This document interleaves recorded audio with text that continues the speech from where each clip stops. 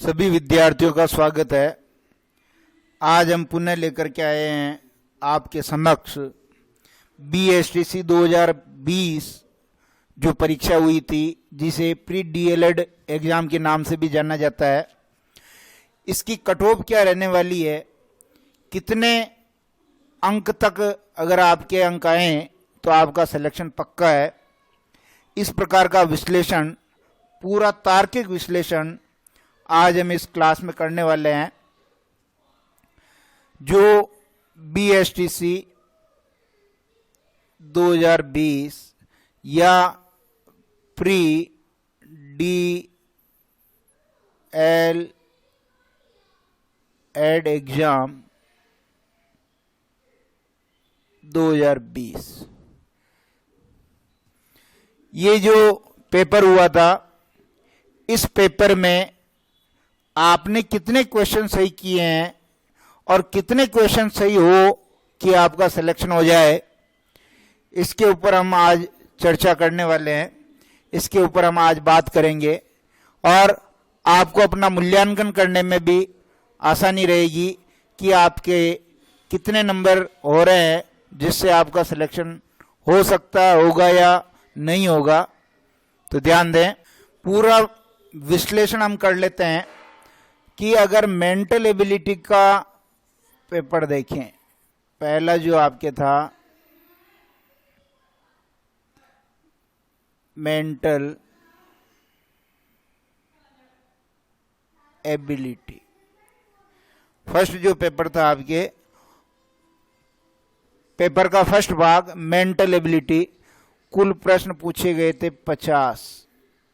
कितने प्रश्न पूछे गए थे? 50। यदि आपने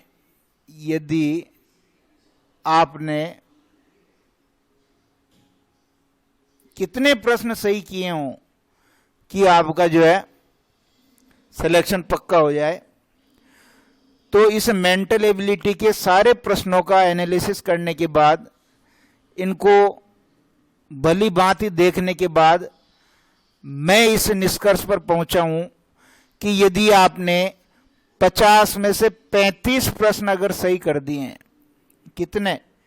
35 प्लस। अगर 50 में से 35 प्लस आपके सही हैं तो आप दौड़ में हैं, दूसरा जो पार्ट था अपना, वो था आपके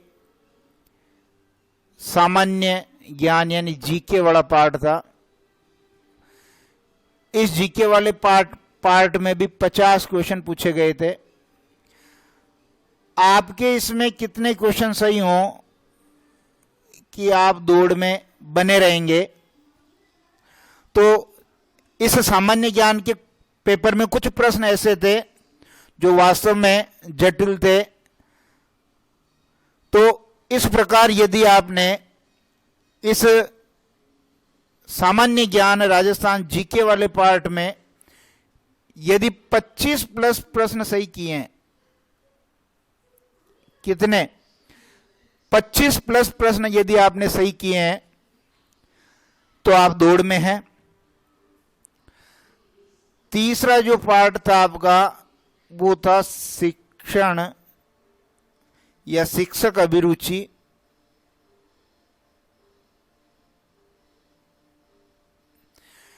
इस शिक्षक अभिरुचि के भी 50 क्वेश्चन थे, 50 प्रश्न इसके पूछे गए थे। आप इसमें से कितने प्रश्न सही कर पाए हैं? तो अगर हम इसको देखें तो आप देखेंगे कि 50 प्रश्न में से यदि आपने 40 प्लस प्रश्न सही किए हैं, 40 प्लस प्रश्न यदि आपके शिक्षक अभिरुचि में सही हैं तो आप दौड़ में हैं। और चौथा जो भाषा वाला था, भाषा, इसमें अगर इंग्लिश की बात करें, अंग्रेजी भाषा की, तो अंग्रेजी भाषा का पेपर वास्तव में जटिल था। यदि आपने 5 प्लस क्वेश्चन सही किए हैं तो आप दौड़ में हैं। फिर देखिए, अगर आपने हिंदी का जो पेपर था उस हिंदी के पेपर में यदि आपने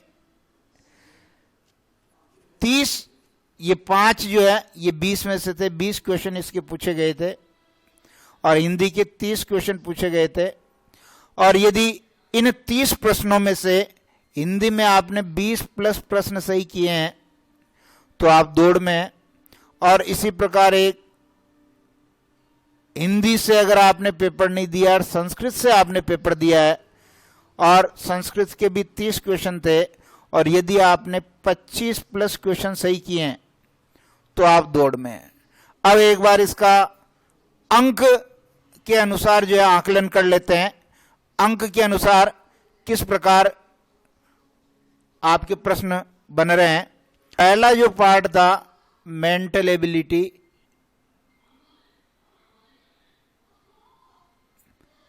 इस मेंटल एबिलिटी में हमने कितने प्रश्न किए थे? 35, और एक प्रश्न आपके 3 नंबर का, आपके अंक होते हैं कितने? 105 अंक। और जो दूसरा पार्ट था वो था आपके सामान्य ज्ञान जीके का, ये जीके वाला पार्ट था। इसमें हमने ये माने थे कि 25 प्लस प्रश्न आप सही करते हैं तो 75 अंक आपके होते हैं। और तीसरा जो पार्ट था आपके शिक्षक अभिरुचि,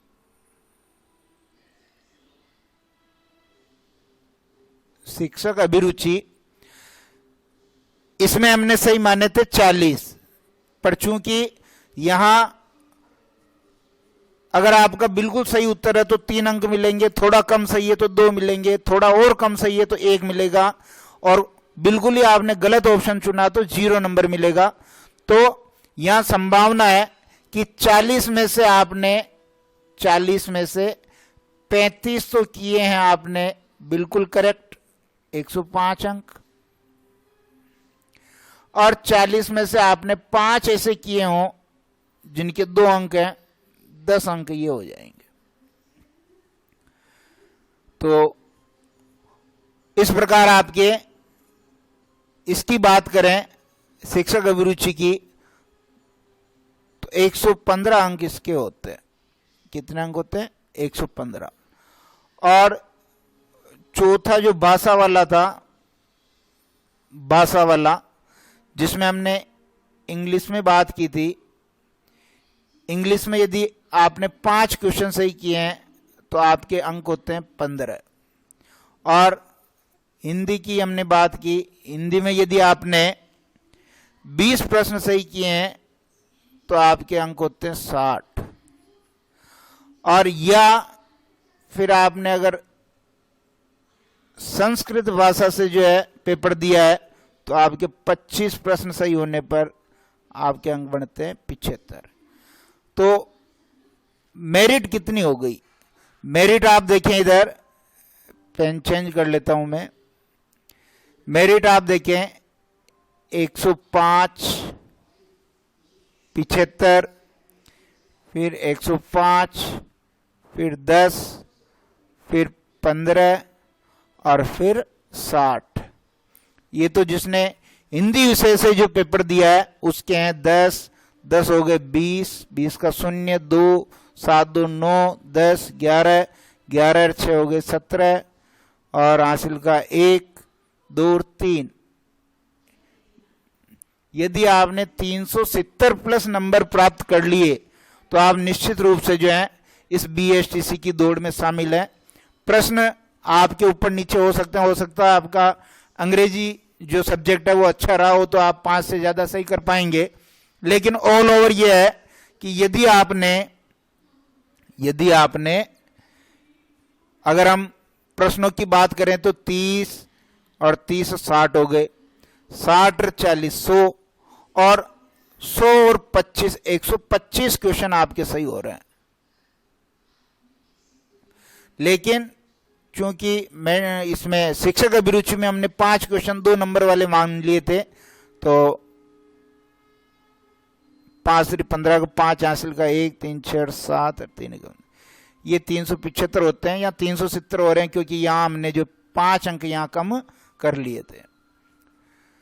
तो यदि आपके 370 प्लस अंक हो रहे हैं तो आप निश्चित रूप से जो है सिलेक्शन की दौड़ में हैं और आपका सिलेक्शन हो सकता है। 370 से जो ऊपर हैं वो निश्चिंत रहें, उनका सिलेक्शन हो जाएगा। कौन सी कैटेगरी से? जनरल कैटेगरी से, जनरल और ओबीसी। जनरल और ओबीसी कैटेगरी से इनका सिलेक्शन हो जाएगा 370 प्लस। और यदि आप एससी कैटेगरी में हैं तो आपके जो है 355 प्लस अंक चाहिए। और यदि आप एसटी कैटेगरी में हैं तो आपके 340 प्लस अंक चाहिए। इस प्रकार आपका सिलेक्शन हो जाएगा। और यदि आपने संस्कृत सब्जेक्ट लिया है तो जाहिर सी बात है कि 15 नंबर यहां बढ़ गए, तो 15 नंबर बढ़ने से आपके अंक हो जाते हैं 385। 385 से ऊपर जो नंबर होंगे संस्कृत में, उनका भी जो है सिलेक्शन हो सकता है, वो भी सिलेक्शन की दौड़ में है। इस प्रकार ये गहन विश्लेषण पूरे प्रश्न पत्र को पढ़ने के बाद, हर एक प्रश्न का कठिनाई स्तर जानने के बाद, समझने के बाद ये जो है मैंने आंकड़े यहाँ प्रस्तुत किए हैं। निश्चित रूप से इसको समझने में आपको मदद मिलेगी और आप अपने प्रश्न के उत्तर जिस प्रकार आपने दिए हैं उसके हिसाब से आप अपना मूल्यांकन कर पाएंगे। तो आप अपना मूल्यांकन कीजिए और कमेंट करके मुझे ज़रूर बताइए कि ये जो एनालिसिस है इसके कितने नज़दीक आप पहुंच रहे हैं, कितने निकट आप पहुंच रहे हैं।